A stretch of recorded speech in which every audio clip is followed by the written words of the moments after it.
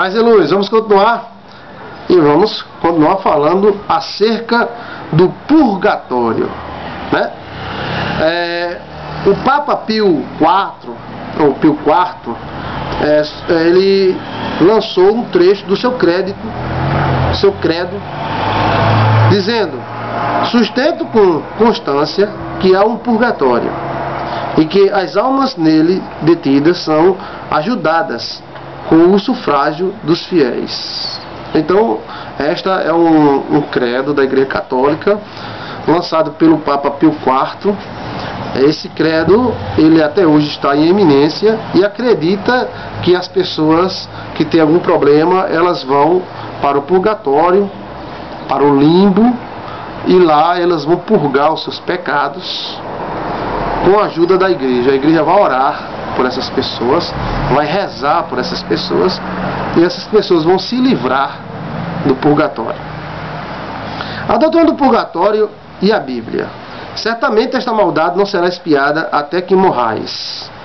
Isaías capítulo 22, versículo 14.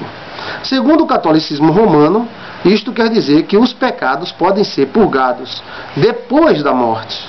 No entanto, o profeta simplesmente está dizendo aos seus ouvintes que eles são tão incorrigíveis que não há remédio para a sua situação e que eles morrerão em pecado mortal,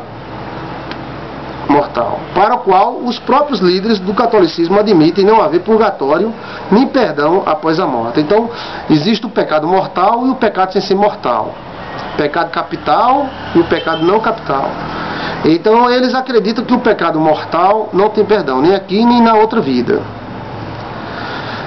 Continuando, concilia-te depressa com o teu adversário, enquanto estás no caminho com ele, para que não aconteça que o adversário te entregue ao juiz, e o juiz te entregue ao oficial, e te encerre na prisão. Em verdade te digo que de maneira nenhuma sairás dali, até que pagares o último centil. Mateus capítulo 5, versículo 25 e 26. Você também pode ver Lucas capítulo 12, versículo 58 e 59. A prisão, segundo os romanistas, é o purgatório.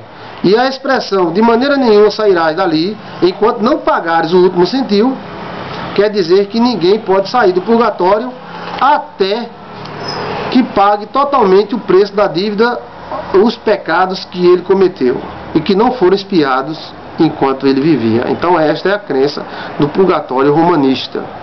É que a pessoa às vezes comete um pecado e nesta vida ela não consegue pagar. Então ela irá para o purgatório e lá no purgatório ela irá pagar através do fogo, do sofrimento. E por isso missas e indulgências são solicitadas pela Igreja Romana, para que essas pessoas, uma vez no purgatório, elas venham a escapar dessa grande condenação. Eles argumentam que a palavra enquanto, no texto que a gente leu, né, quer dizer que é possível sair do purgatório depois que as condições foram cumpridas. Entretanto, o contexto indica que as palavras do versículo 26 significam nunca. O Salvador emprega a figura da prisão não para falar do purgatório, e sim do inferno, do Geena. É só uma observaçãozinha. O Geena, Sheol, Hades, eles tinham um conceito no Velho Testamento que ele era o lixão da época. Então ali era considerado Hades. Então é uma confusão muito grande. O Hades era o lixão do local onde as pessoas jogavam animais mortos, lixo, o resto. Ali era o Hades, né? E depois se passou para o lado espiritual a mesma palavra.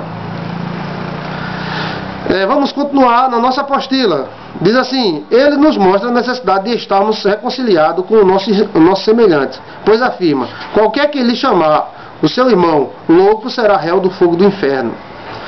A passagem inteira ensina que devemos acertar tudo nesta vida, se não o fizermos, a morte ministrará a justiça divina e seremos lançados no fogo do inferno. E se qualquer disser alguma palavra contra o Filho do Homem, ser-lhe-á perdoado. Mas se alguém falar contra o Espírito Santo, não será perdoado, nem neste século, nem no futuro. Mateus capítulo 12, versículo 32. Esta é outra passagem citada pelos teólogos romanistas. Mas Cristo está aqui reforçando a ideia de que um pecado imperdoável em comparação aos que são perdoáveis, o pecado contra o Espírito Santo. Este pecado jamais será perdoado. Essa também é a interpretação de outros dois evangelistas. Diz Marcos: qualquer, porém, que blasfemar contra o Espírito Santo nunca obterá perdão, mas será réu do eterno juízo. Marcos capítulo 3, versículo 29. E Lucas declara: a todo aquele que disser uma palavra contra o Filho do Homem, ser-lhe-á perdoado, mas ao que blasfemar contra o Espírito Santo, não será perdoado. Lucas 12, 10. E se alguém sobre este fundamento formar um edifício de ouro, de prata, de pedras preciosas, madeira, feno, palha ou outra obra, será manifesto. Na verdade, o dia declarará, porque pelo fogo será descoberto. O fogo provará qual seja a obra de cada um. Se a obra de alguém edificou é palha, será destruída. Mas se for de ouro, de prata, será recompensado. Se a obra de alguém se queimar, sofrerá detrimentos. Mas o tal será salvo, todavia, como pelo fogo. 1 Coríntios capítulo 3, versículo 12 a 15. Então essa é uma das passagens que os teólogos romanos utilizam para provar a existência do fogo eterno do Hades, ou do Sheol, ou do Seor, né? Ou do Sheena, vamos dizer assim, Geena. Não há nessa passagem base alguma a favor da doutrina do purgatório, porque quando o apóstolo diz que o fogo provará qual seja a obra de cada um, obviamente está ensinando que esse fogo é o da provação e não do purgatório, das lutas, do dia a dia. O texto diz: a obra de cada um se manifestará. Deduzimos daí que as obras de todos passarão por esse processo. Não se trata de fogo para purificar, e sim de provações. São as obras do indivíduo e não a sua alma que serão testadas pelo fogo. E esse fogo é o dia a dia, as lutas, as provas, ela revela, o dia a dia revela quem são as pessoas. Deus recompensará cada um segundo as suas obras. Romanos capítulo 2, versículo 6. O texto não faz referência ao purgatório. As boas obras dos justos são apenas as provas visíveis da sua fé, assim como as más obras dos injustos e ímpios são evidência da sua rebelião contra Deus, feita interiormente no seu coração. Mas em tudo isto não há sombra de evidência de que existe um purgatório. Mas em tudo isto não há sombra de evidências que haja um purgatório. Então não há evidências bíblicas para a existência desse purgatório. E não entrará nela, na Nova Jerusalém, coisa alguma que a contamine, e cometa abominação e mentira. Apocalipse capítulo 21, versículo 27. Essa é outra passagem que nos apresentam, às vezes, mas não há purgatório para purificar os abomináveis e os mentirosos. Pois lemos: quanto aos tímidos, aos incrédulos, aos abomináveis, aos homicidas, aos fornicadores, aos feiticeiros, aos idólatras e todos os mentirosos, a sua parte será no lago que arde com fogo e enxofre, o que é a segunda morte. Apocalipse capítulo 21, versículo 8. Portanto, é inútil o esforço para encontrar uma base nas Escrituras a favor da doutrina do purgatório. Os católicos romanos também apelam aos escritos dos pais da igreja e aos concílios para abonar essa doutrina. Mas o resultado é o mesmo. A doutrina do purgatório não é consistente com os ensinamentos dos cristãos.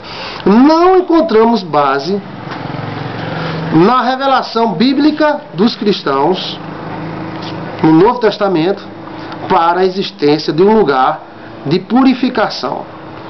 Encontramos base que o sangue de Jesus purifica o homem de todo pecado, e não o fogo de um lugar intermediário chamado purgatório, um lugar de limpeza. Mas essa é uma doutrina crida pela maioria dos cristãos, já que a maioria dos cristãos são católicos. Mas outros não estão nem aí, apenas elas seguem o que alguém diz. Mas você, como seminarista, tem que saber que a doutrina do purgatório não é bíblica, não tem base bíblica, e os textos que eles apresentam são vazios e não conclusivos e representam outras coisas, e não a revelação de um lugar intermediário de sofrimento para purgar os pecados. Interessante, né?